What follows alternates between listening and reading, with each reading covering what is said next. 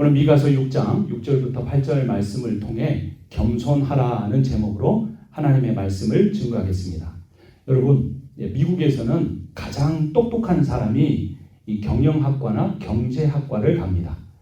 MBA까지 졸업한 뒤에는 은행이나 투자 전문 회사에 갑니다. 뉴욕에 있는 회사에 취직을 하는 거죠. 중국에서는 가장 공부를 잘하는 사람이 공대를 간다고 합니다. 컴퓨터공학, 기계공학 이런 곳에 가서 중국이 이 기술이 많이 발전했습니다. 한국에서는 가장 인기 있는 학과가 무엇일 것 같습니까? 공부를 제일 잘한다고 하면 의대를 갑니다. 의료 수준이 그래서 한국이 세계 상위권에 있다고 합니다. 그 이유를 한국 사람들이 젓가락질을 어렸을 때부터 막 훈련하니까 이 수술도 잘하고 이 손기술이 좋아서 의료기술이 좋다는 말도 있지만 더 분명한 이유는 한국에서 전교 1등이다 그러면 의대 가는 거예요. 그런데 그 학생들이 이 의대를 가는 이유가 뭘까요? 하나는 병자들을 치료해서 살려내고 불치병에 걸린 사람을 살아나게 할 것이다. 이런 이유도 있겠지만 한국 사회에서 의사가 어찌 보면 가장 안정적인 직업이고 돈을 많이 벌기 때문이라고도 합니다. 그래서 이제 한국에서 외과 전문의는 인기도 없고 지원자도 별로 없어요. 의대에서 가장 인기 학과가 뭔지 아십니까? 성형외과입니다. 그래서 중동이나 이 아시아적에서 돈 많은 부호들이 한국에 와서 성형수술을 받고 관광도 하고 간다고 합니다. 사실인지는 모르겠지만 중국의 한 여성이 한국에 와서 성형수술을 받고 중국으로 돌아가려고 할 때 입국 거절이 됐다고 합니다. 왜 그랬을까요? 성형 받기 전과 후가 너무 달라져서 이 여권에 있는 사진하고 자기 얼굴이 매치가 안 돼서 못 들어갔다고 하는데 사실인지 아닌지는 잘 모르겠습니다.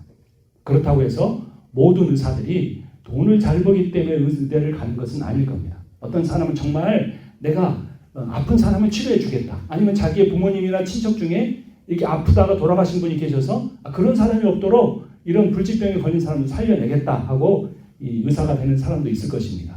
그런 대표적인 분이 한 분 계십니다. 그분의 이름이 장기려 박사입니다. 그분은 크리스천이었을 뿐만 아니라 북한의 평양 산정연교회 장로였습니다. 그리고 이 산정연교회의 담임 목사님이 누구냐면 신사참배를 거절하고 감옥에 가고 끝까지 순교한 주기철 목사님입니다.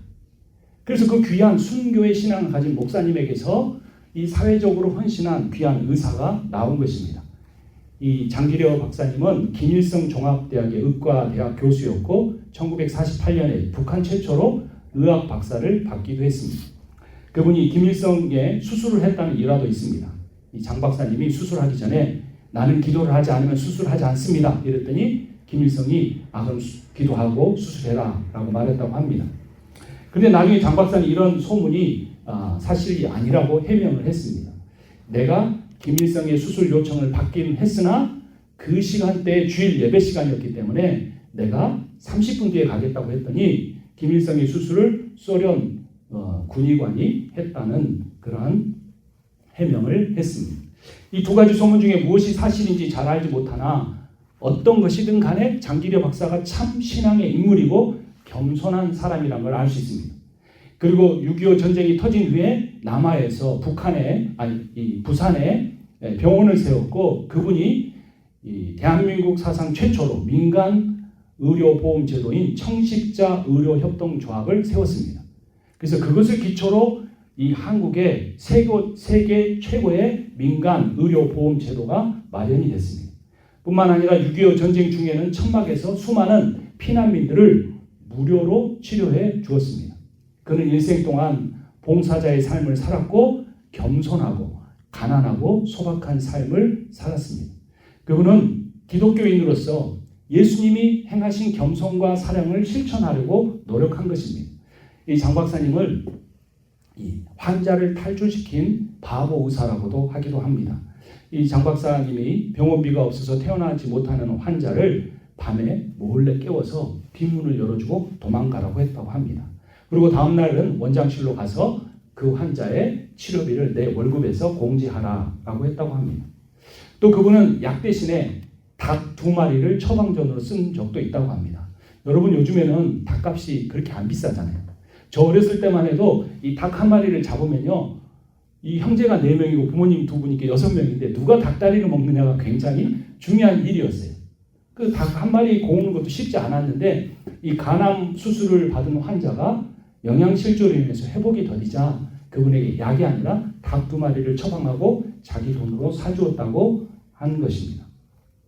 그는 사회적으로 존경을 받고 많은 돈을 받았음에도 불구하고 그것을 환자들을 위해서 쓰고 또 다른 사람들 앞에서도 2 손을 모으고 항상 작은 목소리로 말하는 겸손한 사람이었습니다. 그리고 무료 진료나 한국 최초로 간암 수술에 대한 칭찬이 있을 때마다 아닙니다. 나는 훌륭한 사람이 아닙니다. 나를 위해 죽으신 예수 그리스도의 은혜에 비하면 아무것도 아닙니다라고 늘 겸손한 태도를 가졌다고 합니다. 그리고 마지막에 장기려 박사는 이렇게 유언했습니다.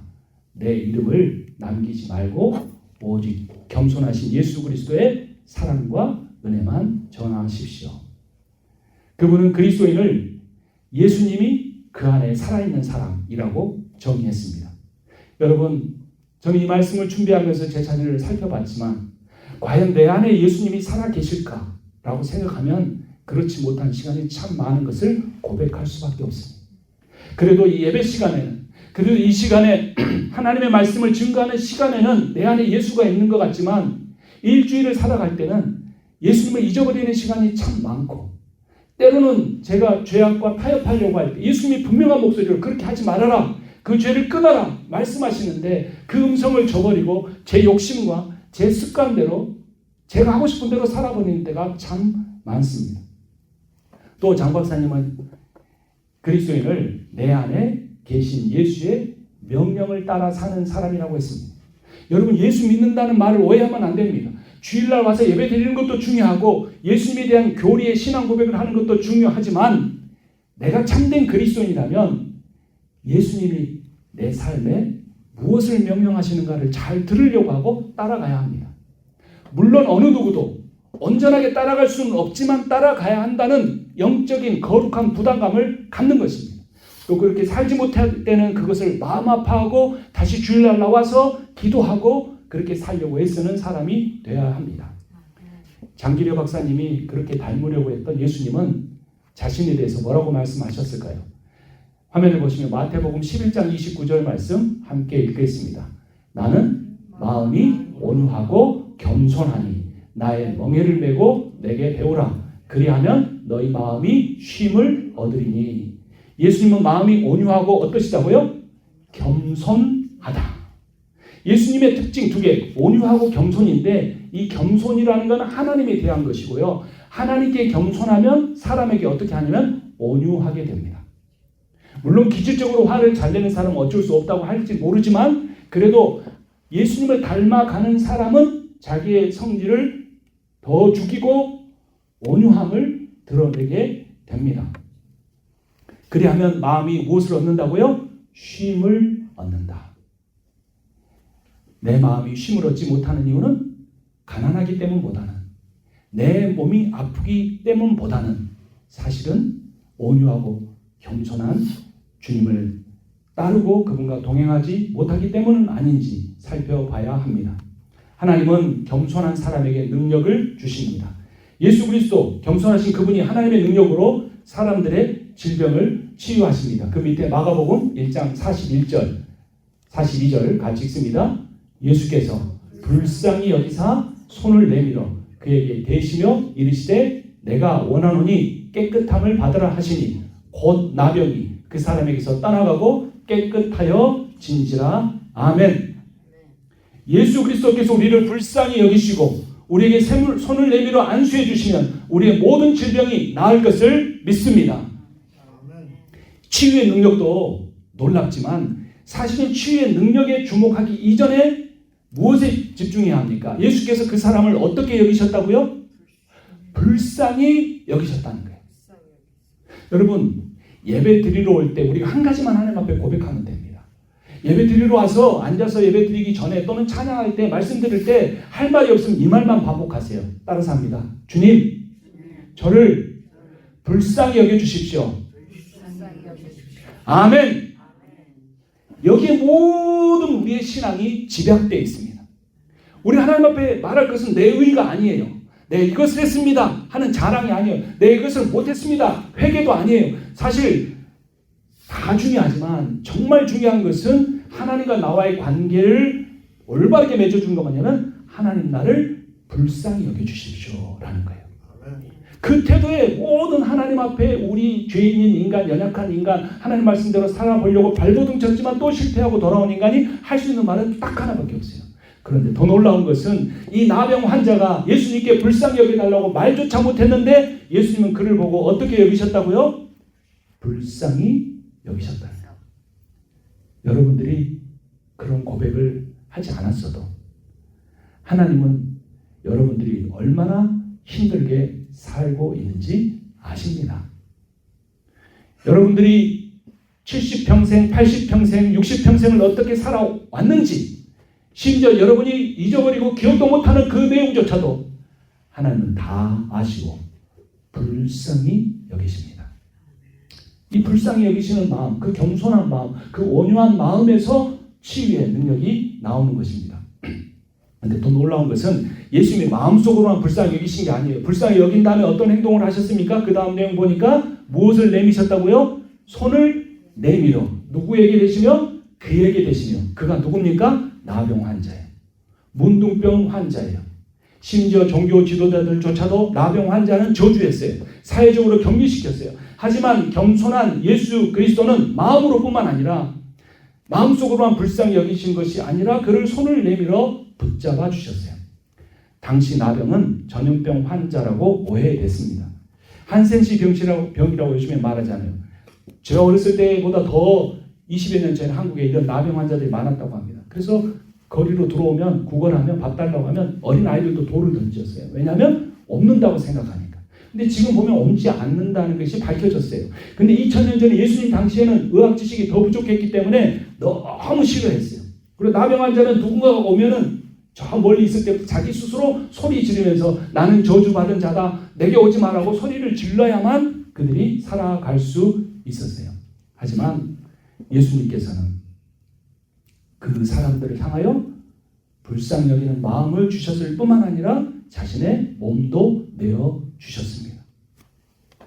하나님 앞에 겸손한 사람은 이렇게 예수님처럼 온유하게 됩니다. 마음이 온유하고 겸손한 사람이 예수님처럼 바른 신앙을 가진 사람입니다. 그런데 오늘 본문인 미가서 6장에 보면 이런 내용을 잘 알지 못하는 사람이 있었어요. 내가 하나님 앞에 예배 드리는데 뭐가 중요할까? 화면을 보시고 미가서 6장 6절 말씀 같이 읽습니다. 내가 무엇을 가지고 여호와 앞에 나아가며 높으신 하나님께 경배할까? 내가 번제물로 1년 된 송아지를 가지고 그 앞에 나아갈까? 이 미가 선지자 시대의 사람들은 하나님 앞에 나아갈 때 뭐에 대해서 고민했어요? 무엇을 가지고 갈까 였어요. 자, 그리고 뭘 가지고 간다고 생각하는 거예요? 번제물 1년 된 송아지였어요. 이 질문은 매우 중요합니다. 내가 무엇을 가지고 하나님 앞에 나아갈까? 어떻게? 무엇을 가지고 경배를 드릴까? 여러분 오늘 오시면서 이런 고민을 해본 적이 있으십니까? 미가 시대의 제사장들은 일반 사람들에게 너 하나님 잘 예배하고 싶어? 그러면 더 큰 재물, 더 비싼 재물을 가지고 와 라고 잘못 가르쳤습니다. 물론 레위기를 보면 하나님 앞에 제사 드리기 위해서 예물을 가지고 와야 한다고 말합니다. 그래서 아주 부유한 사람은 숫송아지, 중산층인 사람은 양이나 염소, 그리고 제일 가난한 사람은 비둘기를 가지고 와도 됐습니다. 물론 예배를 드릴 때 예물은 꼭 필요합니다. 내 마음과 정성을 다해 준비한 헌금을 준비해야 합니다. 하지만 이 미가 시대의 종교 지도자들은 말씀을 오해하게 만들었어요. 비둘기를 바친 사람보다는 양이나 염소를 바친 사람이 더 나은 예배를 드릴 수 있고 양이나 염소를 바치는 사람보다 숫송아지를 바친 사람들은 하나님을 더 기쁘게 하실 수 있다고 잘못 가르친 겁니다. 그러나 하나님은 재물의 종류나 가격이 아니라 그 재물을 바치는 사람의 마음과 평소의 그의 삶을 보십니다. 밑에 말씀 창세기 4장 4절과 5절 읽습니다. 아벨은 자기도 양의 첫 새끼와 그 기름으로 드렸더니 여호와께서 아벨과 그의 제물은 받으셨으나 가인과 그의 제물은 받지 아니하신지라 가인이 몹시 분하여 안색이 변하니. 하나님이 왜 아벨의 제물은 받고 가인의 제물은 받지 않으셨을까요? 아벨은 짐승을 잡아 피로 바쳤고 가인은 곡식을 바쳐서 피가 속죄를 한다라는 해석이 전통적인 해석이었습니다. 그런데 여러분 본문에 답이 나와 있습니다. 본문에 보면 아벨의 제물이라는 단어 앞에 먼저 무엇이 나옵니까? 아벨이라는 이름이 먼저 나와요. 그래서 하나님께서 받지 않으시는 것은 아벨과 아벨의 제물이었어요. 그러니까 제물이 중요한 것이 아니라 뭐가 더 중요했던 거예요? 그 사람 자체인 거예요. 그럼 가인도 마찬가지예요. 받지 않으시는 가인은 어떻습니까? 가인과 가인의 제물은 받지 아니하신지라. 그것을 둘로 구별해서 표현한 것입니다. 어떤 사람이 바친 제물보다 그 제물을 바친 사람을 더 중요하게 생각하시는 겁니다. 그래서 우리는 예배를 드리러 나올 때 예물도 내 정성을 다해 마음을 다해 준비해야 하지만 그보다 더 중요한 것은 그 예물을 드리는 자신을 잘 살펴봐야 합니다. 그것을 로마서 12장 1절에서 이렇게 말합니다. 함께 읽습니다. 그러므로 형제들아 내가 하나님의 모든 자비하심으로 너희를 권하노니 너희 몸을 하나님이 기뻐하시는 거룩한 산 제물로 드리라. 이는 너희가 드릴 영적 예배니라. 아멘. 이 영적 예배 때 뭐를 드리라고요? 너희 몸을 드리라고 하고 있어요. 여러분 이 헌금함에 이 봉투를 넣는 게 아니라 누구를 거기에 넣어야 돼요? 나를 그 안에 집어넣어야 돼요. 이게 가능한 겁니까? 그런데 이 구약시대 때 미가서 6장 7절 말씀 같이 읽어봅니다. 여호와께서 천천의 순양이나 만만의 강물 같은 기름을 기뻐하실까? 내 허물을 위하여 내 맏아들을 내 영혼의 죄로 말미암아 내 몸에 열매를 드릴까? 1000마리의 순양, 10,000마리의 이 소의 기름. 요즘엔 기름이 나쁘다고 하지만 원래는 기름이 제일 좋은 거예요.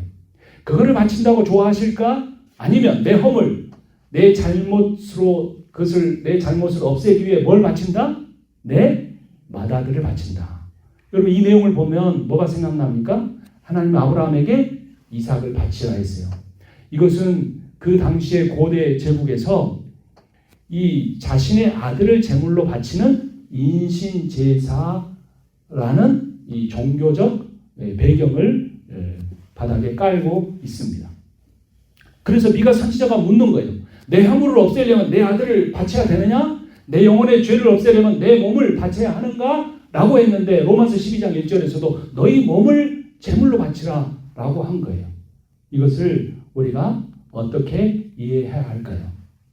여기서 로마서 12장 1절에 몸이라는 단어는 헬라어로 소마입니다. 한번 따라서 합니다. 소마. 소마는 뭐냐면 지정의예요. 지는 지식, 정은 감정, 의는 의지. 그러니까 내 생각과 마음과 내 뜻과 그런 내 인격을 하나님 앞에 바쳐야 한다라는 의미입니다. 그래서 하나님은 교만한 가인과 그의 제물은 받지 않으셨고 겸손한 아벨과 그가 바치는 제물은 받으셨습니다. 이처럼 하나님은 적은 예물을 바치더라도 자신의 겸손한 자세로 정성스럽게 바치는 것을 더 좋아하십니다.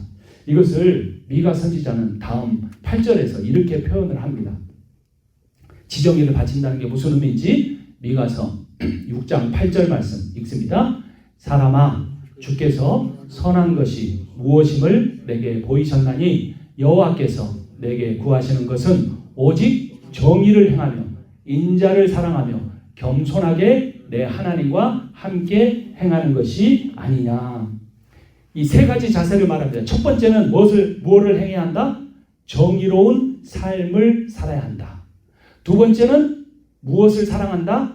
인자를 사랑해야 한다. 여기서 인자는 복음서에 나오는 Son of God 인자가 아니에요. 예수님이 하나님이 아니고 자비, mercy를 의미합니다. 그러니까 자비로운 마음으로 삶을 살아가야 한다라는 거예요. 세 번째가 가장 중요합니다. 겸손하게 하나님과 함께 행해야 한다는 것입니다. 여기서 겸손하게 하나님과 함께 행한다고 할 때 이 행한다는 단어가 히브리어로 할라크인데 오늘 우리 이 찬양 시간에 한 이 찬송 가사가 딱 거기에 맞는 거예요. 그래서 제가 이걸 찾았습니다. 제가 읽어 드릴게요. 이 눈에 아무 증거 아니 배워도 믿음만을 가지고서 늘 뭐하며 걸으며 믿음만 가지고 걷는다. 이게 무슨 말이에요?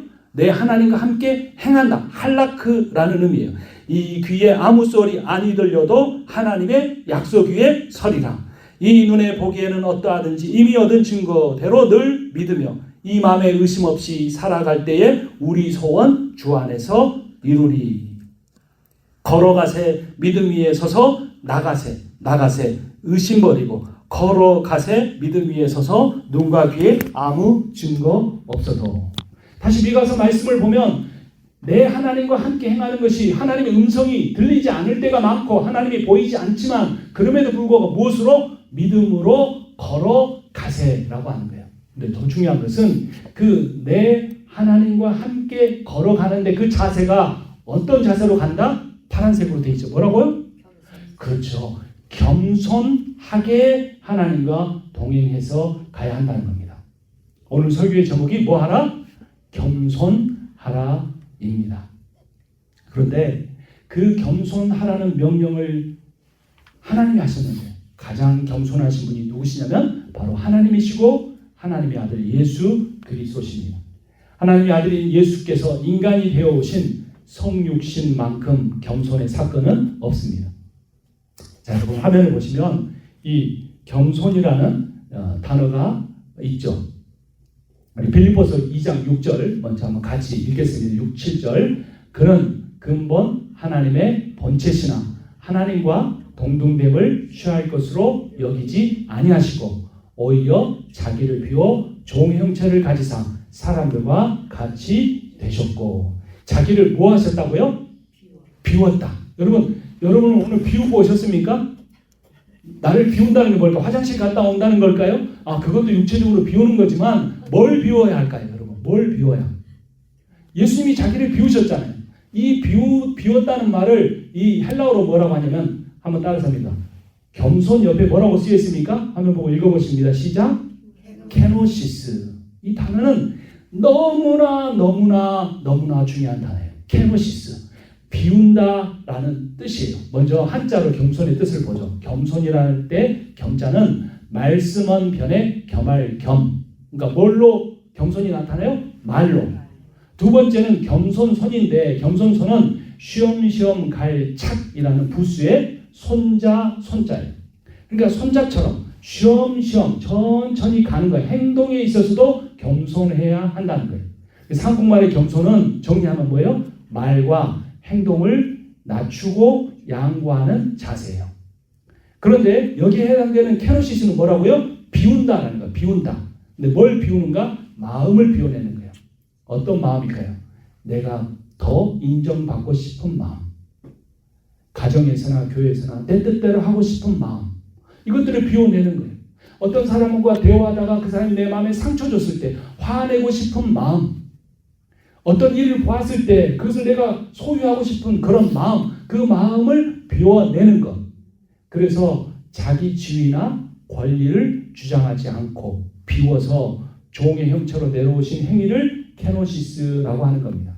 그래서 따라서 합니다. 신앙생활은 자기 비움이다. 욕망과 교만과 이기심을 비움이 겸손한 신앙입니다. 그럼 비우기만 하는 것이 아니라 그 비운 자리에 무엇을 채워야 하냐면 미가 선지자가 말한 것처럼 사랑과 정의를 채워야 합니다.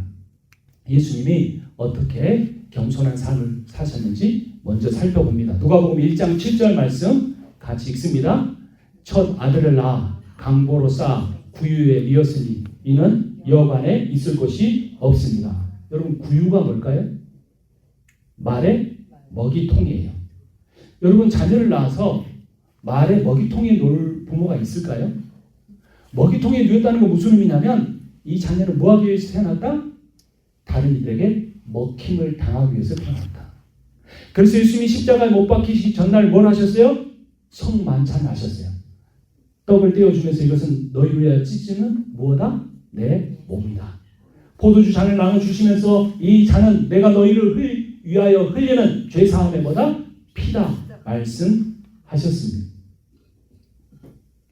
예수님은 이 성육신의 겸손, 이 겸손을 하나님 말씀의 복종의 겸손으로 바꾸셨습니다.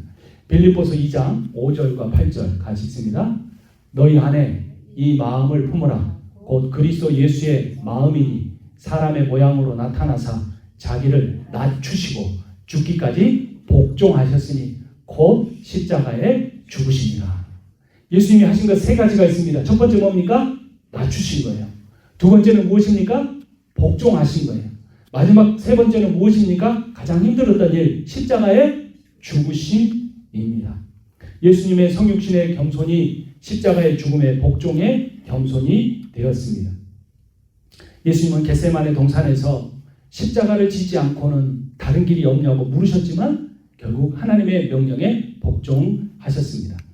여러분 화면을 보십시오. 예쁜 그림이 있죠? 지난주에도 보여드렸는데 제가 자주 보여드리려고 해요. 자, 첫 번째 그림에는 뭐라고 쓰였습니까? 씨를 뭐 했다? 받았다. 두 번째는 씨가 자라난다. 세 번째는 씨가 열매 맺는다예요. 씨를 받았다는 건 무슨 의미냐면 은사를 받는 거예요. 돈 버는 은사, 일하는 은사, 찬양하는 은사, 말씀 전하는 은사.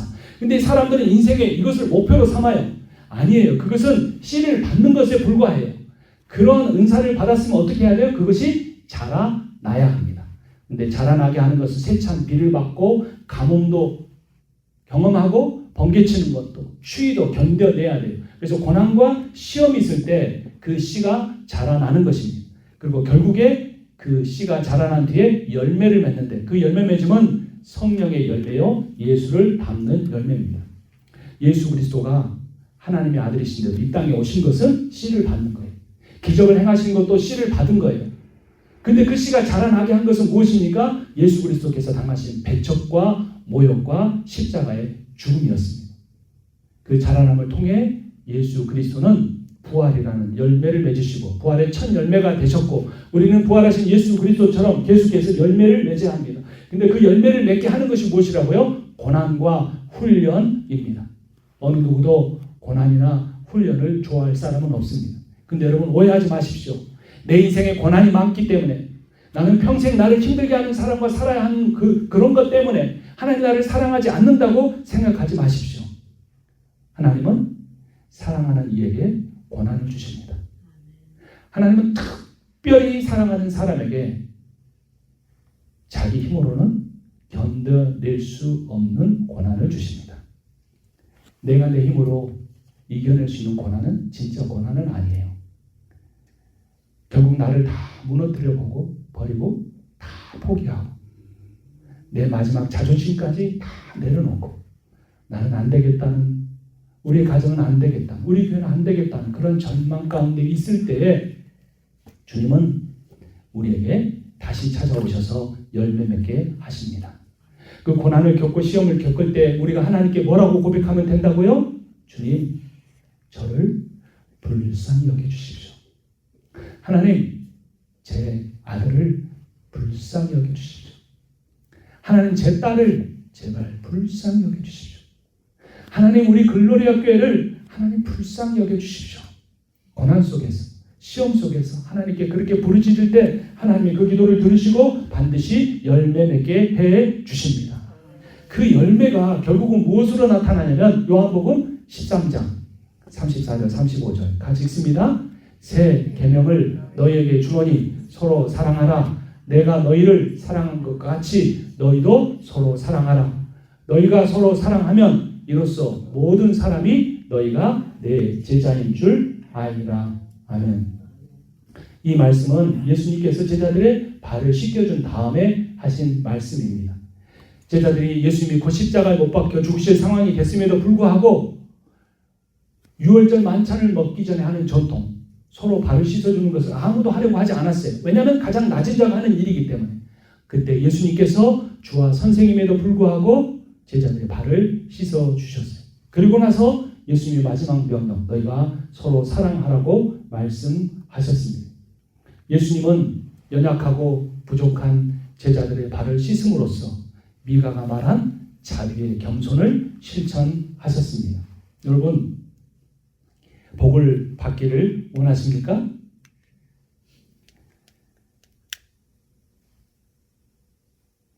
복을 받기를 원하시면 우리가 무엇을 해야 합니까? 서로 사랑하고 우리가 서로 발을 씻어 주어야 합니다. 이제 말씀을 정리하려고 합니다. 겸손이란 예수님처럼 자신을 낮춤으로써 다른 사람을 섬기고 그로 인해 하나님께 영광을 돌리는 삶을 사는 것입니다. 그렇게 살아갈 때 평탄한 길이 대로처럼 열리고 모든 문제가 해결되는 것이 아니고 오히려 고난이 찾아오고 질병이 심해질 수 있고 다른 사람으로 인해 내가 힘든 삶을 살아갈 수 있지만 그때마다 우리가 주님 나를 불쌍히 여겨주십시오라고 주님 앞에 기도하고 나아가는 하나님께서 그 사람의 인생에 반드시 간섭하시고 역사하여 주셔서 불쌍히 여겨주실 것입니다. 그의 문제를 해결해 주시고 그의 질병을 고쳐주시고 그를 통하여 하나님의 놀라운 부흥의 역사를 만들어 주실 것입니다. 만약 우리 때에 되지 않는다면 우리의 자녀 때에 되지 않는다면 그 자녀의 자녀 때라도 반드시 우리가 하나님 앞에 눈물로 드린 불쌍히 여겨달라는 기도에 그 눈물의 씨앗을 자라나게 하시고 열매 맺게 해 주실 것입니다. 겸손한 마음으로 남을 나보다 낫게 여기고 서로의 발을 씻어주시며 서로를 사랑하는 저와 여러분이 되기를 주님의 이름으로 축원합니다. 기도하겠습니다. 살아계신 하나님 아버지, 이 시간에 참으로 부족하고 연약하고 어리석은 종을 통하여 하나님의 거룩한 복음의 말씀을 다시 듣게 해주시니 감사합니다. 하나님 아버지, 제가 볼 때에도 이렇게 나와 예배하는 하나님의 자녀들이 사랑스럽고 기뻐하시고 존귀해 보이는데 하나님은 이들을 얼마나 사랑하실지 아버지 우리가 도저히 측량할 수가 없습니다. 이번 한 주간을 살아갈 때 나를 불쌍히 여기시고 나를 사랑하시며 동행하는 주님과 함께 걸어가게 하여 주시옵소서. 이 귀에 들리지 않고 이 눈에 보이지 않더라도 하나님이 나와 함께 계심을 믿음으로 걸어가게 하여 주시옵소서. 예수님의 이름으로 기도합니다. 아멘. 찬송 413장 드리겠습니다.